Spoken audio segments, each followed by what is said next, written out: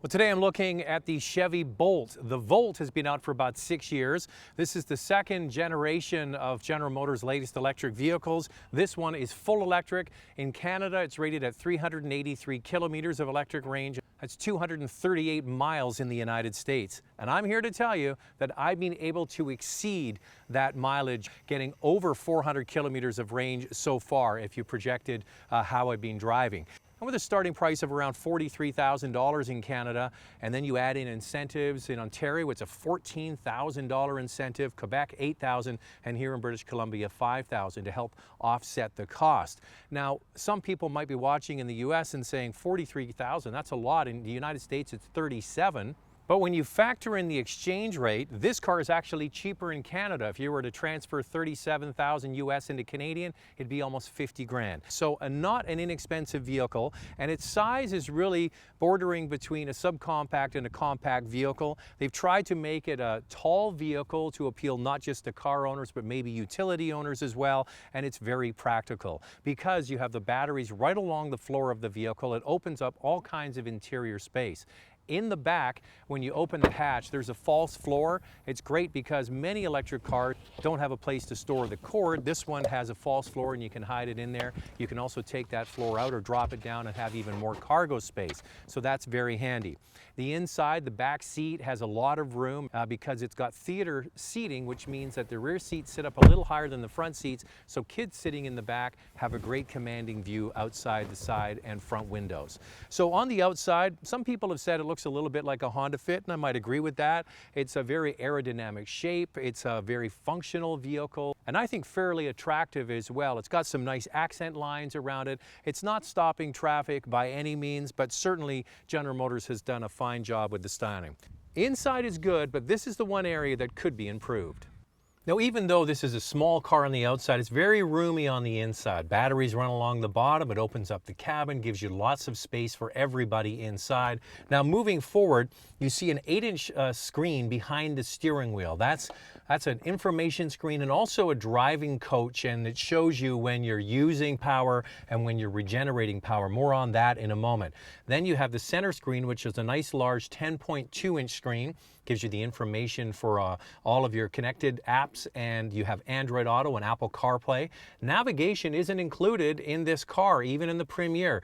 You're basically relying on your phone to piggyback onto the screen here, and I think that's the way it's going to go. People are used to their phone, they know how to use Google Maps or maybe Apple Maps, and that gets transferred onto the screen. And it also has an energy button. It shows you what kind of driving you're doing. It also is another coach, charging, all sorts of information about the status of the car. So that's really nice. I particularly like the steering wheel. You have up and down for the radio controls, and you also have favorite buttons here. So you can go up and down the channels, and you can also just go back and forth between your favorites, and I like that option. The volume button is behind the steering wheel. We've seen that from Chrysler products for many, many years, and I actually like that. And also the steering wheel is heated on this Premier, also the heated front seats. You can get that on the base model, but it's going to cost you $750. When you start to add on the features to the base model, you're almost better to spend the extra money and get this car. Now, dislikes. First of all, lots of hard plastic everywhere. As an example, I just drove the e-Golf from Volkswagen, and it's the opposite approach. It's their top of range vehicle, and it's fitted just like all the Golfs are, but it gets the extra big screens, and it has a beautiful interior, very much like Audi quality. So when you compare the e-Golf to this car, the e-Golf hands down has a much nicer interior, but that's a car that has been modified from gas to electric. Another car that has a nice interior is the new Hyundai Ioniq. It has a more conventional layout. That too is more upscale than this, but this is all done to save weight. So the plastics are light. You notice there's no sunroof. Sunroofs are heavy. That's all to keep the weight down. So it's all about gram management, and that's what they've done with this vehicle. The battery weighs a lot. It's the most expensive part of the car, and that's what we're going to talk about, and the power when we go for a drive. Now, I'm pretty amazed with this car so far. I've driven and I've used almost half of the battery's charge, and I have 226 kilometers of range left. And I've actually driven 214 kilometers. When you add that up together, that's 440 kilometers of range. This car is calculated to have an official rating of 383. So I'm not just exceeding it, I'm far exceeding it. Now, one thing in favor of my test drive this week is the weather has been absolutely spot on to not be using the air conditioning or the heat really at all. I've just been using the fan and letting the air come through with the vents. So I have, I guess, been doing a little bit of what's called hypermiling. But the bigger trick is what is behind the steering wheel here. There's a little paddle shifter there, and it's called Regen on Demand. So when you take off with this vehicle, you've got that instant torque, of course, 266 pound-feet and 200 horsepower from that direct electric motor.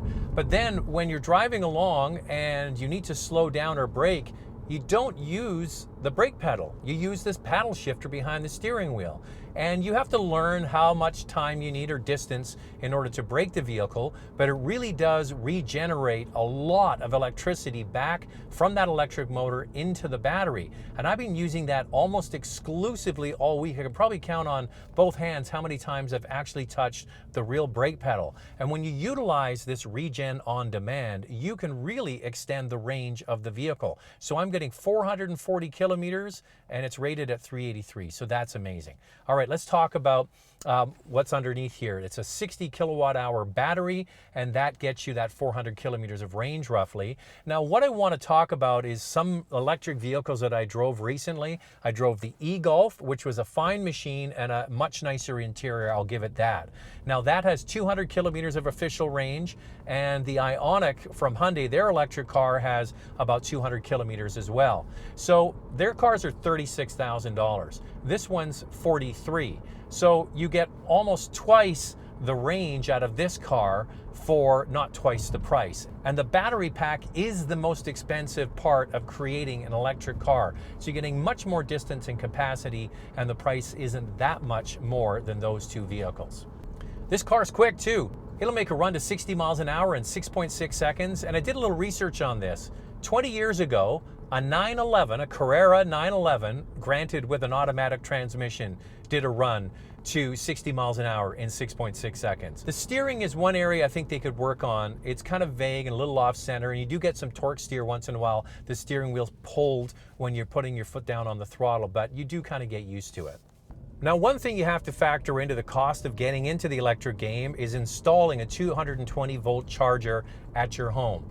It isn't convenient for me. I live in the city and I park on the street. So you need to have a garage or a driveway where you can install that 220 volts, because it takes 9 to 9.5 hours to charge this car. So that's an overnight charge for most people. Now, if you have a DC fast charger, in 30 minutes, it's going to get you about 150 kilometers of range, not the full top up that you would get with that 9 hours at home. I spoke to Steve Carlisle, the president of General Motors Canada at the Detroit Auto Show, and I said, you know what you should do at General Motors, at the Chevy dealers right across the country, is every Chevy dealer should install a fast charger. And you think about every small town across Canada has a Chevy dealer.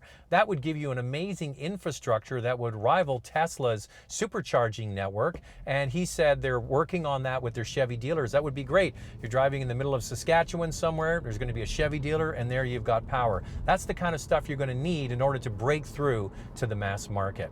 So what are my overall thoughts after spending several days driving this vehicle? The reality is, you forget it's an electric car. It does everything very well. The steering is a little vague. The suspension in the rear could be better. It's a torsion beam design and not independent, but that's forgiven. It's all to save weight and to save costs. And this is the car that is available today. You don't have to wait.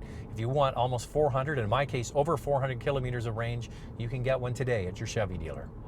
Now, the pricing of this car is really interesting. We'll look at the U.S. pricing as an example. $37,000 is the number in the U.S. Tesla claims they're going to have a car that starts at $35,000 U.S. Now, the one thing I want to caution a lot of people that are excited about the Model 3, this is General Motors. They make 10 million cars a year. They have purchasing power. They have a lot of suppliers that they work with. They have a massive engineering and research and development team worldwide to work on cars like this. And they've been making cars for 100 years. So this is what they can come up with, $37,000.